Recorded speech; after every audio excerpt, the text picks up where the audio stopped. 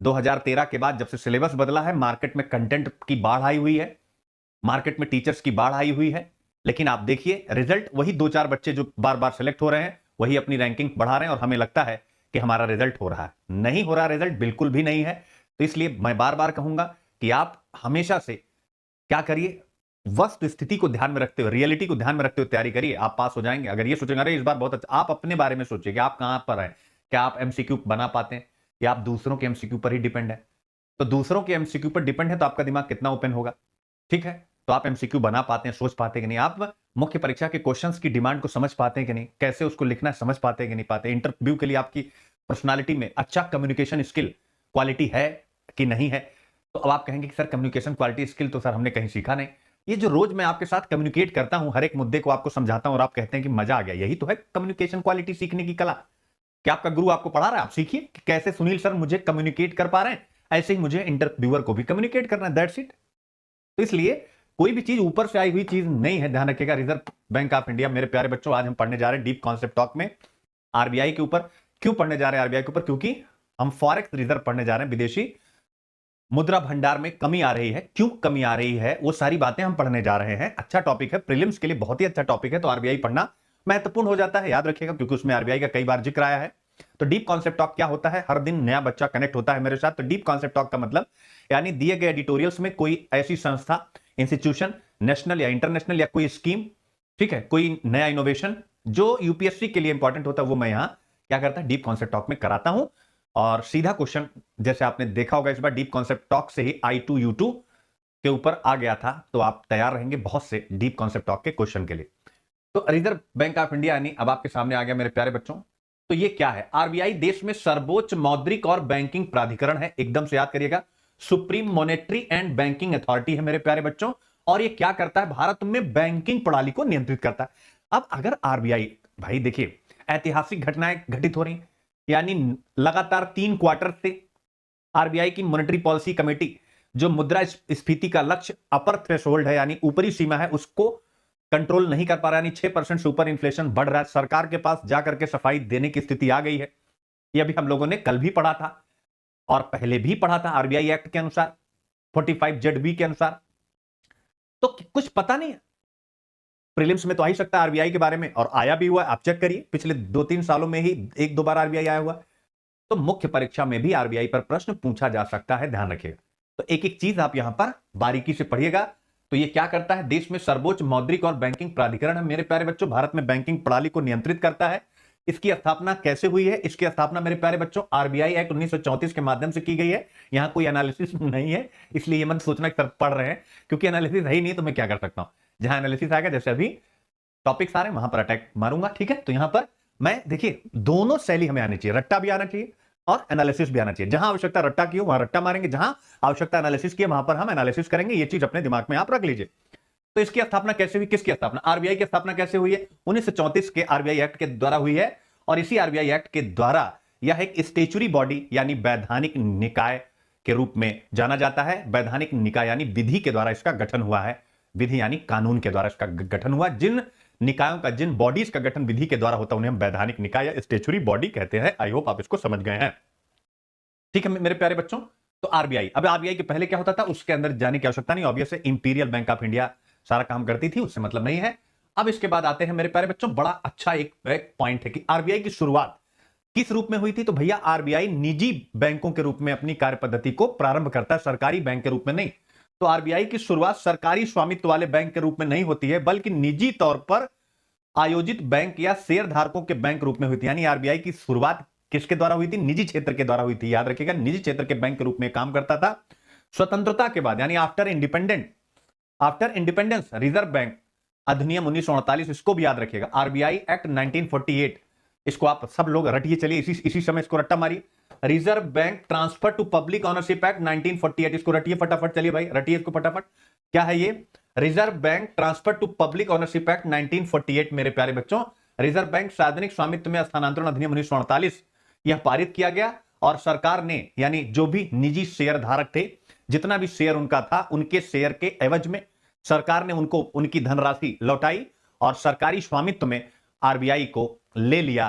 किस एक्ट के द्वारा ऐसा हुआ जिसे हम कहते हैं reserve bank transfer to public ownership act 1948, reserve bank सार्वजनिक स्वामित्व में स्थानांतरण अधिनियम 1948। मेरे प्यारे बच्चों याद रखेगा।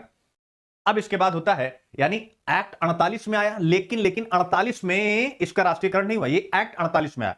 1949 में आरबीआई का नेशनलाइजेशन किया गया और 1 जनवरी 1949 से एक सरकारी स्वामित्व वाले बैंक के रूप में काम करना शुरू किया। कब से? 1 जनवरी से। यानी ये एक्ट आया 1948 में, लेकिन पॉइंट को याद रखिएगा, यानी राष्ट्रीयकरण हो रहा है 1 जनवरी 1949। तो ये दोनों फैक्ट आप याद रखिएगा। ये एक्ट कितने बच्चों को पता था? ठीक है ना। ये एक्ट अगर नहीं पता था तो ये एक बहुत इंपॉर्टेंट फैक्ट है, इसको आप याद कर लीजिएगा, क्योंकि इसी के द्वारा ओनरशिप ट्रांसफर हुई है प्राइवेट से पब्लिक, यानी सरकार के हाथ में, याद रखिएगा, पब्लिक सेक्टर के हाथ में। अब आता है आरबीआई की संरचना, जिस पर यूपीएससी आपसे कभी भी प्रश्न पूछ सकती है, आगे पीछे भी पूछी गई है। आरबीआई को किसके द्वारा कंट्रोल किया जाता है मेरे प्यारे बच्चों? केंद्रीय निदेशक मंडल, इसको आप याद रखिएगा। सेंट्रल बोर्ड ऑफ डायरेक्टर जो होते हैं, सेंट्रल बोर्ड ऑफ डायरेक्टर्स के द्वारा आरबीआई को कंट्रोल किया जाता है। ये फैक्ट आप ध्यान रख लीजिएगा। केंद्रीय निदेशक मंडल हिंदी में कहते हैं, याद रखिएगा, ठीक है ना। और ये जो निदेशक होते हैं, ठीक है ना, ये जो डायरेक्टर्स होते हैं मेरे प्यारे बच्चों, ये आरबीआई एक्ट के अनुसार, आरबीआई एक्ट कौन सा? 1948 वाला नहीं, 1934। 1948 वाले को बस इतना ही ध्यान में रखिएगा, 1948 वाले को वो केवल ऑनरशिप के ट्रांसफर को लेकर के था, बाकी उसका और कोई रोल नहीं है। बाकी आरबीआई एक्ट 1934 ही हर जगह मारना है, एकदम अलर्ट रहिएगा, नहीं पता चले कि 2 एक्ट दिमाग में आ गए कि 34 भी 48 भी है, कंफ्यूज हो गए। नहीं, वो 48 वाला केवल ऑनरशिप यानी स्वामित्व के स्थानांतरण से संबंधित था, ऑनरशिप के ट्रांसफर से संबंधित था मेरे प्यारे बच्चों। तो जो डायरेक्टर्स होते हैं उनको आरबीआई अधिनियम के अनुसार किसके द्वारा? भारत सरकार के द्वारा। ऑब्वियस है, भारत सरकार का बैंक है, 4 साल के कार्यकाल के लिए नियुक्त किया जाता है। इंपॉर्टेंट है, 4 ईयर टर्म। अब यहां पर यूपीएससी क्या करता है? हेरफेर करता है। आपको पता है इधर का फैक्ट उधर, उधर का फैक्ट। अब यहां 3 ईयर कर सकता है, 7 ईयर कर सकता है, 8 ईयर कर सकता है, 5 ईयर कर सकता है, या 4 ईयर भी रहने दे सकता है, तो आपको अपने हिसाब से पढ़ लेना है। अब आता है इस केंद्रीय निदेशक मंडल में सेंट्रल बोर्ड ऑफ डायरेक्टर्स में कौन कौन शामिल होते हैं मेरे प्यारे बच्चों? तो गवर्नर साहब शामिल होते हैं आरबीआई के, और 4 डिप्टी गवर्नर्स, इसको भी आपको याद रख लेना है। तो सेंट्रल बोर्ड ऑफ डायरेक्टर्स में कौन कौन शामिल होता है? प्रीलिम्स में कह देगा, इसमें वित्त मंत्री भी शामिल होते हैं।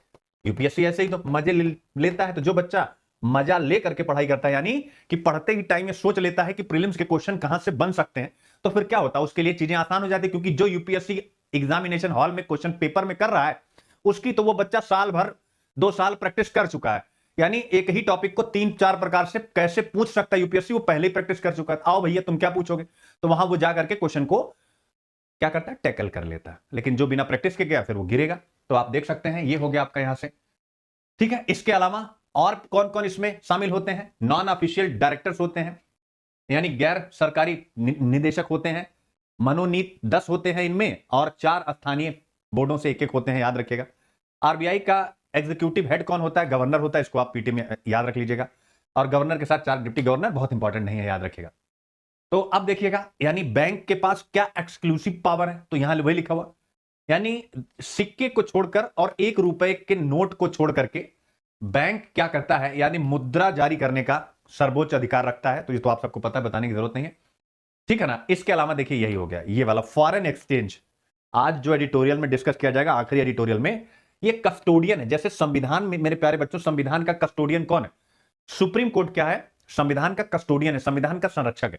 वैसे जो हमारे देश का फॉरेन एक्सचेंज है, जो विदेशी मुद्रा है, याद रखिएगा, जो विदेशी मुद्रा है, इसका संरक्षक है और इसका प्रबंधक है आरबीआई। और आज हम इसी फॉरेन एक्सचेंज रिजर्व के बारे में पढ़ने जा रहे हैं कि भारत का फॉरेक्स रिजर्व घटता जा रहा है। तो क्यों घटता जा रहा है वो सब हम पढ़ेंगे, जो कि प्रीलिम्स में आपसे पूछ सकता है। ऐसे कभी नहीं पूछेगा कि भारत का फॉरेक्स रिजर्व घटता जा रहा है, ऐसा नहीं पूछता। वो उसको एक बेसिक क्वेश्चन के रूप में कन्वर्ट कर देता है। घटता जा रहा है, ये तो करंट का क्वेश्चन है, ओ सॉरी, करंट का मुद्दा है। अब यूपीएससी इस पर क्वेश्चन कैसे पूछेगा? यूपीएससी उसको बेसिक बना देता है कि किसी भी देश का फॉरेक्स रिजर्व घटता है, इनमें से कौन सा ऑब्लिक से उसके लिए उत्तरदायी कारक होते हैं। तो आगे मैं सब पढ़ाने वाला हूं, ठीक है ना। तो कस्टोडियन होता है एंड मैनेजर होता है किसका? फॉरेन एक्सचेंज का। भी कितना अच्छा वर्ड है, विदेशी मुद्रा का, मेरे प्यारे बच्चों याद रखिएगा, ठीक है। तो बस यहां पर आप देख सकते हैं। और मुद्रा आपूर्ति का कंट्रोलर होता है, मौद्रिक नीति बनाता है, ऋण का नियंत्रण करता है, ये सारी बातें करता है। सरकार का बैंकर होता है, सरकार के लिए ऋण का प्रबंधन करता है। और यह केवल केंद्र सरकार के बैंकर के रूप में नहीं, राज्य सरकारों के बैंकर के रूप में भी काम करता है, याद रखिएगा। तो ये बहुत इंपॉर्टेंट है। यह सरकारों की जमा राशियों को रखता है और सरकारों को उधार भी प्रदान करता है, याद रखिएगा। सरकार की ओर से सरकारी प्रतिभूतियों यानी गवर्नमेंट सिक्योरिटीज को जारी करके उधार देने और उधार लेने का कार्य करता है, याद रखिएगा। और इसे क्या कहा जाता है? Lender of the last resort कहा जाता है मेरे प्यारे बच्चों। इसे अंतिम उपाय का ऋणदाता कहा जाता है, lender of the last resort. और यही क्वेश्चन आया था, अगर आप देखेंगे कब, 2022 के प्रीलिम्स में। Lender of the last resort कहा जाता है। क्यों कहा जाता है? बिकॉज ये क्या करता है? यह अस्थायी संकट वाले बैंकों को तरलता प्रदान करता है। यानी जिन बैंकों में लिक्विडिटी का संकट हो गया है, तो उनको कई आधारों पर, जो आप मॉनेटरी सिस्टम पढ़ते हैं तो उसमें बताया जाता है, तो यह उन बैंकों को अस्थायी तरलता यानी लिक्विडिटी प्रदान करता है। इसीलिए इसको क्या कहा जाता है? Lender of the last resort कहा जाता है, अंतिम उपाय वाला ऋणदाता, यानी ऐसा ऋण देने वाला, यानी अंतिम है जो, तो वह है आरबीआई, क्योंकि यह अस्थायी संकट वाले बैंकों को तरलता प्रदान करता है। तो इतना यानी आपके लिए डीप कॉन्सेप्ट टॉक में था। अब हम यहां से आगे बढ़ते हैं।